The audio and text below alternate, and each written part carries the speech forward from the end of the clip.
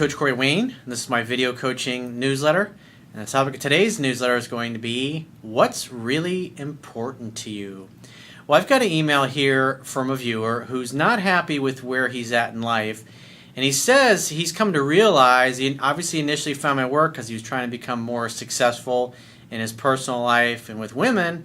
And he says what my book has influenced him to do is to really look inward and focus on his career, his mission, and purpose in life, which is something that he really hadn't been paying too much attention to. He says he wants to get into investments and sales, but he's majored in political science, and he says his degree precludes him being able to do what he really wants. So he wants to know what kind of a transition plan does he need or will work for him so he can figure out what to do for his career and his purpose, because he said he's also been going on different job interviews, but he hasn't gotten any job offers yet.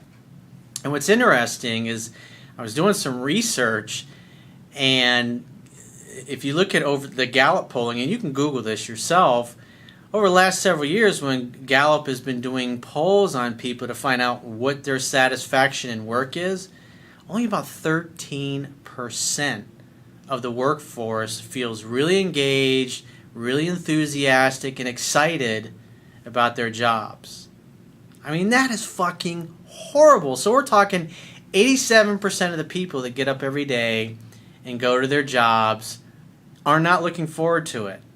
That's a fucking tragedy. That is wasted productivity.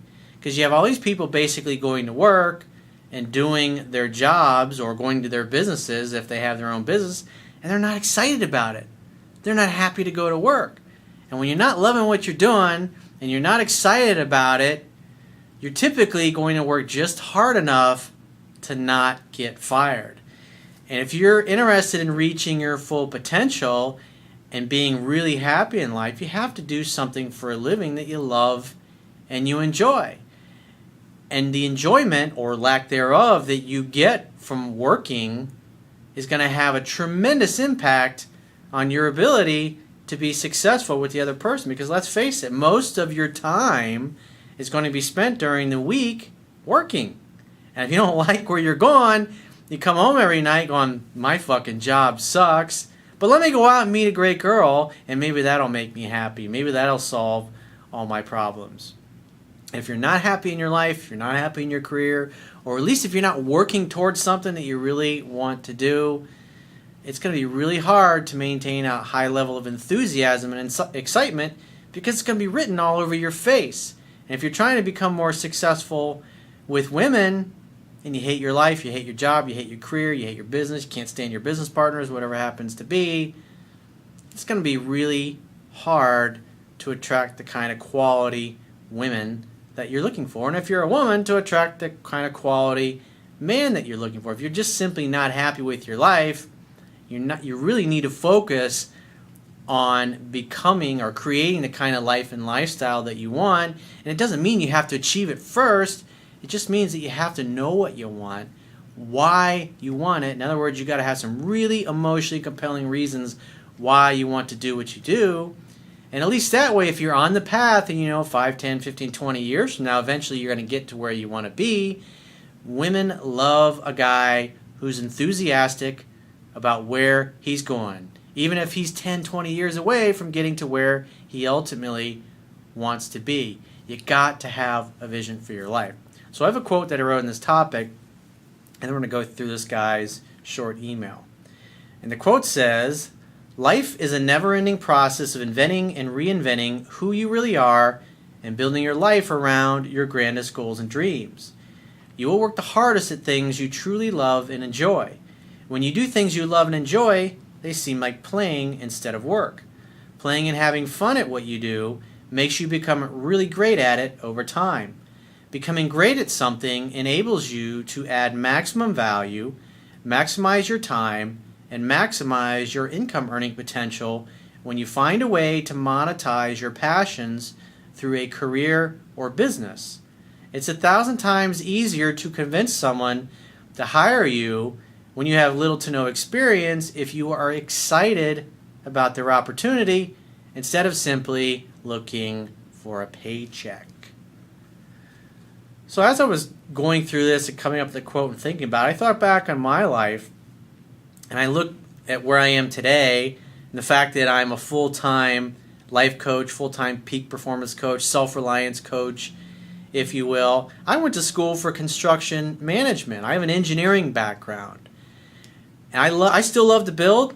I still love construction. When I drive by a construction project, whether it's a big commercial building or a residential building or even a high-end custom home, I get excited about that stuff. I like looking at those things. I'm still interested.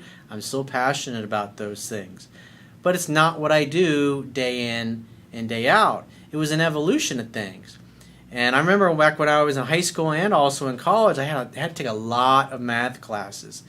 And one of the interesting things that I really didn't appreciate at the time, which I can really appreciate now at 46 years old, is classes like physics or statics and strength of materials or calculus or any other the other extensive math classes and science classes and design classes, structural design stuff that I had to take in school.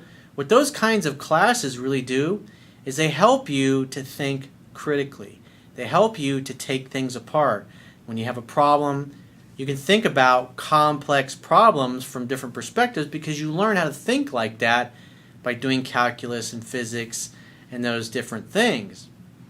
And so I've always been and for me personally, being a coach, the fact that I have a construction background, and when you first start out, the first thing when you build a house is you got to have a set of plans. In other words, you got to have an architect that comes up with a design. You got to have engineers that handle the structural design part of it. Then you're going to have mechanical engineers that do the plans for the electrical, mechanical, HVAC. In other words, heating, air conditioning, ventilating, those kinds of things. So you usually have 3 different engineers, architects, if you will, that go into just creating the plans for what's going to be built.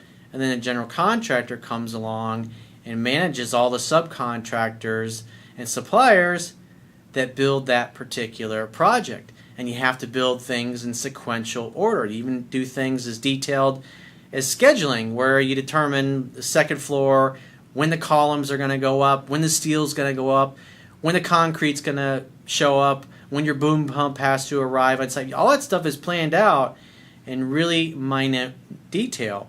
And having that background where I'm able to take things apart and put them back together, which was something I was interested in when I was a kid, I was able to apply that and to figure out, like when I was struggling in my 20s to date the kind of women I wanted. That ability to take things apart and use complex thinking to solve a real problem that I was having gave me a leg up on the average person. And that's why I was able to figure out all the things I was figuring. It's like kind of weaving a tapestry, if you will, taking spiritual studies, self-help things that I studied in life, and other experts that were way more successful than I was, studying all those and being able to put all that stuff together in a puzzle, which eventually became my book, which is, I look at that really as kind of a coaching manual. It's like a how-to manual. How to follow the progression from being single, figuring out what you want to create in your personal life, and then meeting that person, developing pickup skills, how to get them attracted, how to get a phone number, create a day in the spot, how to date them properly, how to court them properly, and then once you're in a relationship with them, how to maintain that relationship and healthy communication so it's easy and effortless, however long you decide that you want to stay in that relationship for. And it's like what Steve Jobs said in his biographies, you can't connect the dots looking forward. In other words, as you're going through things in life, especially when you're going through difficult times or difficult struggles like where this particular guy happens to be going through, he's going to really see 5, 10, 15, 20 years from now why, even though he's struggling right now, this is actually a gift, because it's causing him to go into some deep introspection and self-reflection and figure out, just like the title of the video, what's really important to me? What do I really want? What do I want to create for myself, and why? What are the emotionally compelling reasons why I want to do this? I look at my life when I was a teenager. I worked for my parents. when I was in middle school. I even had a paper route I started a paper route when I was in elementary school. And when I was in middle school, my parents bought a coin laundry business that also had wash, dry, fold. So I was washing people's clothes all the time. I washed more clothes than probably anybody that's watching this and everybody they know in their lives combined. I mean, because it's like for many years, I think it was 5-6 years my parents had it. It's like during the summer, I was working there at their business 5 days a week. And that's all I did all day long was laundry. And we did like big loads of laundry. They had some hotels and commercial accounts and things of that nature. And what was the gift in that time was I got involved with a lot of customer service interactions when I was still basically a kid. And I got to learn from my dad. I got to learn some business skills from my dad and my mom at the time. And that, even all that experience I got 30 years ago working for my parents still pays off to this day. When I was in high school, I started working at a fast food place, and then I eventually started working in retail for a company that's not around anymore, just the website's around, Service Merchandise. And I really enjoyed that for a period of time. And then I was 21, I started tending bar when I was going to school, when I was still majoring in construction management. And then when I was like 21, 22, I started working for free for a general contractor while I was still tending bar during the weekends and at night. And then after a month or so of working for them, proving myself to them that I was really passionate about it, and I really wanted to do it because I was enthusiastic. I mean, I was willing to work for free basically. And these guys got all this work after Hurricane Andrew hit. They had 45 homes, and they had, I think it was a couple hundred condo units they had to renovate down in Cutler Ridge that were damaged from the hurricane. And so they had all this work, and like, hey, we need you full time.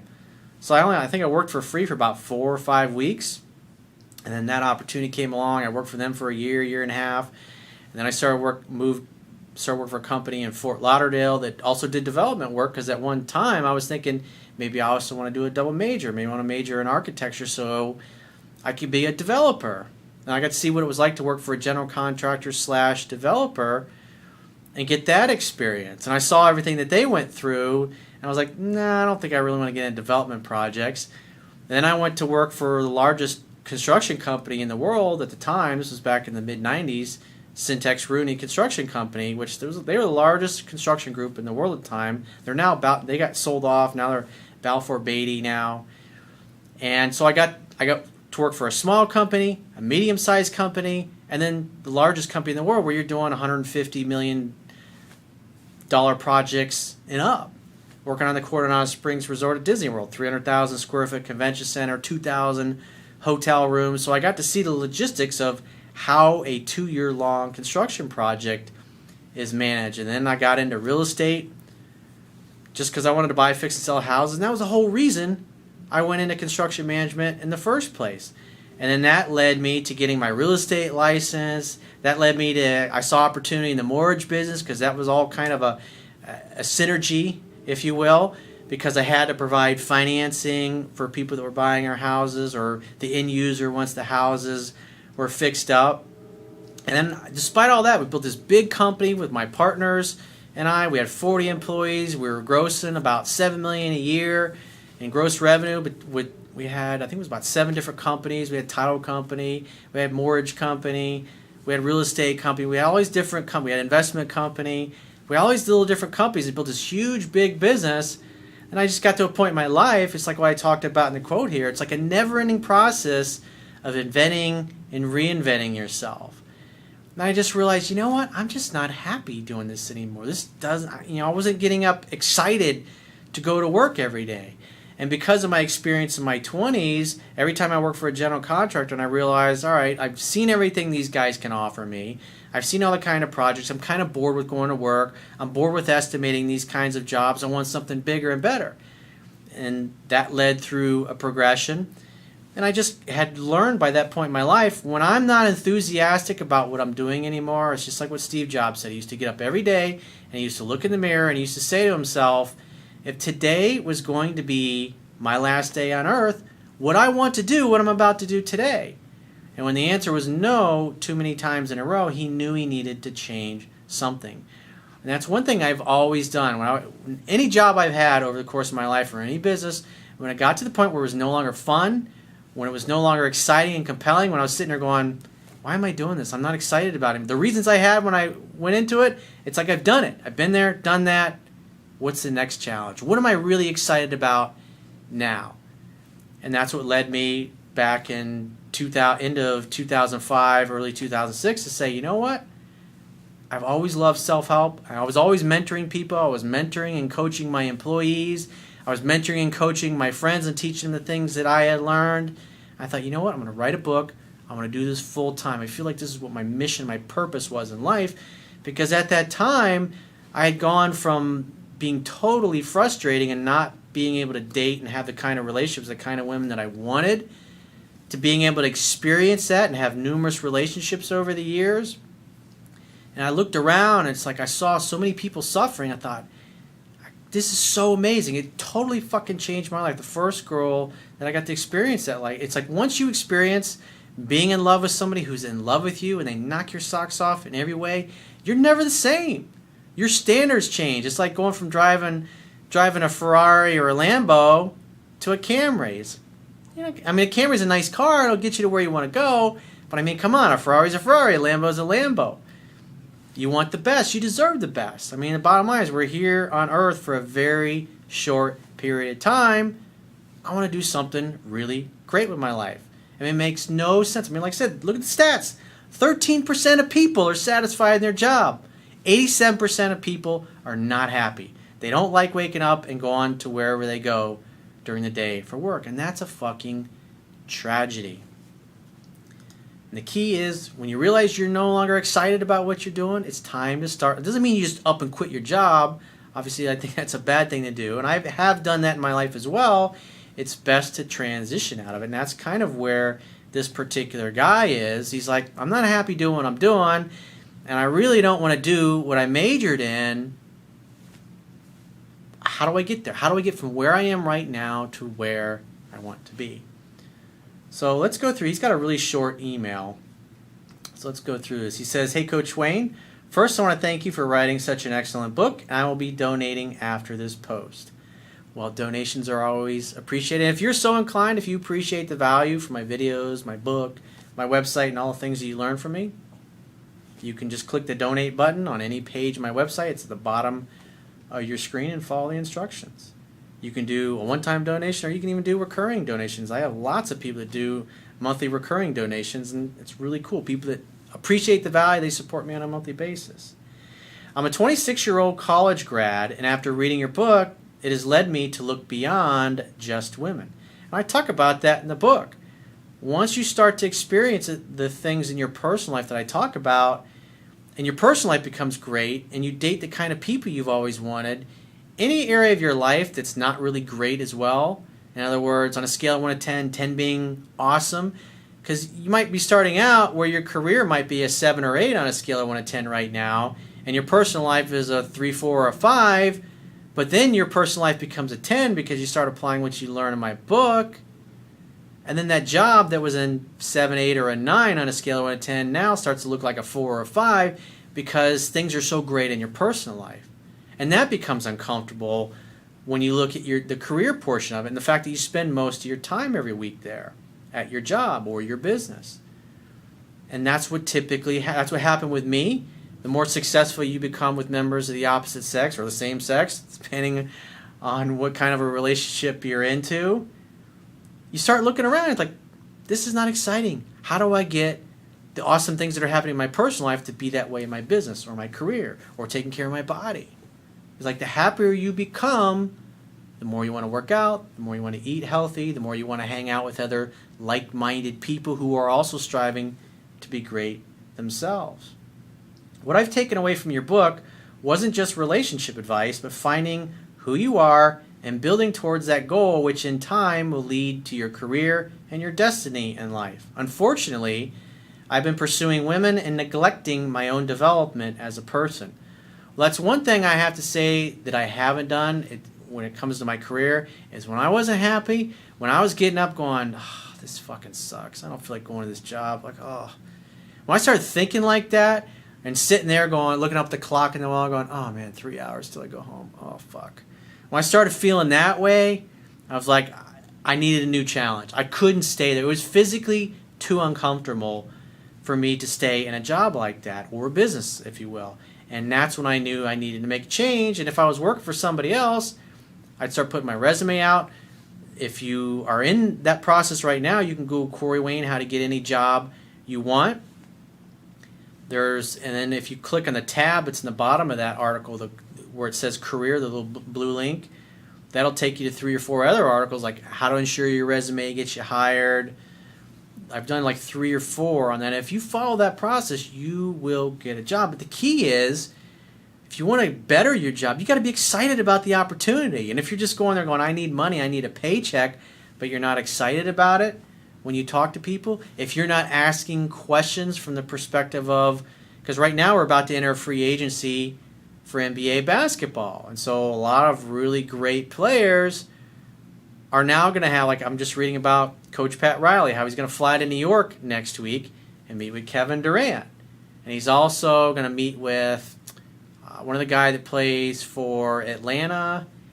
And he also, who else he's going to meet with? There's like 3 or 4 really great players in addition to Hassan Whiteside, one of his own players, Dwayne Wade, one of his big players he's going to meet with. So Pat Riley's got tons of rings, and yet he's going to fly to New York to go and meet with Kevin Durant because he's worth it.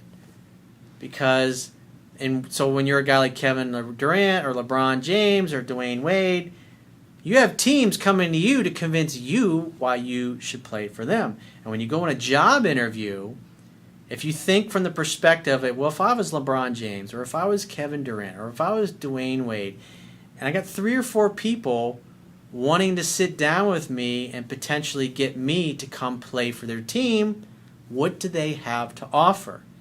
If you've got several choices, you need information so you can make a choice. And what are you going to be doing? You're going to be asking questions. And you're also going to be telling them what you're looking for. So if you're calling somebody for a job interview, the moment the person that answers the phone, instead of saying, hey, I'm looking for work, or hey, I'm calling about your opportunity, who do I talk to? You're going to say, hey, I saw you guys got an opportunity open up in engineering or whatever it happens to be. But before I submit my resume, come in, it's like, how long have you worked there for? I mean, what's the culture like? Are the people really great? Do you love coming to work every day? Is it a really great environment? Is the company growing? What are the managers like there? What are the owners of the company like? Does everybody really enjoy being there? Or do you think it's a great place to work? Because I work in a place that's cool, but the culture is not that great, and I really want something better, something more fun. I want to feel a challenge. I want to feel excited. I want to work in a company that's growing. Is this company like that? And then right away, now you're like LeBron James. You're like Kevin Durant. You're like Dwayne Wade. In other words, why should I come there? Is it great? And then what happens is the receptionist is now trying to sell you on why it's such a great place to work. Really? Well, who do I need to talk to then? And then she gets on the phone with her boss or hey, I got this great guy in the line, and he's like, he sounds really sharp. Because if you're talking like an alpha male, if you're talking like the star, and you have lots of options, you're calling to find out what it's like there. And everybody, from the receptionist to the CEO of the company, instead of you interviewing for a job and hoping they offer you a job, you've completely flipped the script, and now they're asking, or they're trying to convince you of why it's such a great place to work and why their culture is great, why their pay is great, why their opportunity for growth is great, why it's such a stable, growing company, and why you should want to work there. It's a complete night and day difference. Even if you haven't worked for 6 months or 6 years, it doesn't fucking matter. When you ask those kinds of questions and everybody's selling you on why you need to work there, then when you're sitting down with the CEO and you're on your 3rd or 4th interview, whatever it happens to be, you can say, great, when can I start? Sounds great. Think about it. It's all how you frame it and how you phrase it. I've been stagnating in my pursuit of a career path, and I feel unsatisfied where I am. I've been applying to various jobs, but to no avail due to my limited experience. Well, that's your belief. Well, I have limited experience. No, you're not fucking passionate about the opportunities, and you're not asking the right questions. You're coming from the perspective of a dude who's looking for a paycheck, as opposed to somebody who's has the attitude, I'm fucking awesome, and I'll be a great asset to your company, but I want to come play for the best team that's out there. It's got the best culture, the best teammates, the best coaches, i.e. best leaders, best managers, best opportunity. What's the city like? What's the area like where the office is? Those are, if you think from the perspective of what's an NFL or an NBA or a Major League Baseball or soccer, what kind of questions are the best players in the world going to be asking? And if you start asking questions like that, you cause everybody that you talk to sell you on why you need to be there. They talk you into accepting their offer. Even if you had, I've got clients that hadn't worked in 6 months or a year or two and are worried about that, and they go and they get the first job that they go and interview with just because they went from trying to talk people into hiring them to asking questions and coming off like the Tom Bradys of the world, if you will. In the past, I've never taken the initiative to volunteer, intern, attend seminars, or networking events. Well, your comfort zone is where you're most uncomfortable. In other words, you're going to grow the most where you're most uncomfortable. And if these are things you're considering, you need to do it. As a 26-year-old with a bachelor's degree, how can I go about finding a career that will help me fund my passion? I become very interested in investments and sales. So if I was doing a phone session with you, one of the first things I was saying is investment and sales. Okay, great. On a scale of 1 to 10, how emotionally compelling is investments and sales? That's what I would ask you. And if you go, well, it's an 8. Okay, what do you really love? What would a 10 be? Is there some aspect of investment and sales that you could say on a scale of 1 to 10 is a 10? In other words, if you say investment and sales, all right, what's the big deal? Well, I really love working with people. Okay, so is it a true statement that you love working with people? In other words, on a scale of 1 to 10, it's a 10, and you go, yeah, absolutely great, write that down. And those are the kinds of questions that you need to ask yourself, and you only put things down on your list that you can say without a doubt are an absolute 10 on a scale of 1 to 10. 10 being you love it, 1 being you hate it. And the average person I do phone sessions with comes up with anywhere from 5 to 15 or 16 different things. And those are what I call your driving force needs. That's a unique, innate combination to you. And the more your work or your career, your business, day in and day out can be doing all the things you love and are most passionate about, you're going to be happier, you're going to work harder at it, you're going to add more value, you're going to learn faster, you're going to be a better employee, you're going to be happier, you're going to be more enthusiastic, you're going to really become great at it versus other people around you who more than likely, there's an 87% chance that you're probably surrounded by people who ain't digging their jobs unless they got a really great culture and people really love working there. It's important to ask high quality questions. A big part of being successful in life is about asking really high quality questions. I have a degree in political science, which is out of the realm of those areas. Any advice as to how I can make the transition? Well, the first thing you need to do is you need to get your driving needs written down. You got to get that list first. Because you got to know, what do you want? What do you love most? If you're into investments and sales, what do you love about sales? What do you love about investments? What kinds of investments? And once you have that list, that's when you start calling around to different companies and looking at what the job descriptions entail. In other words, what are you going to be doing day in and day out? When you get up and you go to work every day, what are you going to do? What are the aspects of that job? And when you find one, in other words, you start doing research first, then you start the interview process. Maybe it requires you to go back to school. Maybe it requires you to get a certificate. Maybe you want to become a stockbroker. Maybe you end up getting in a mortgage broker. Maybe you end up going into real estate. Because investment and sales is a pretty big thing. So you have to figure out, what kinds of investments do you love? What are you most passionate? Is it stocks? Is it currencies? Is it gold? Is it silver? Is it real estate? What kinds of investments? And you should only put things down in your list that you fucking love. And then when you find a career that matches up with your driving force needs, that's what you zero in on.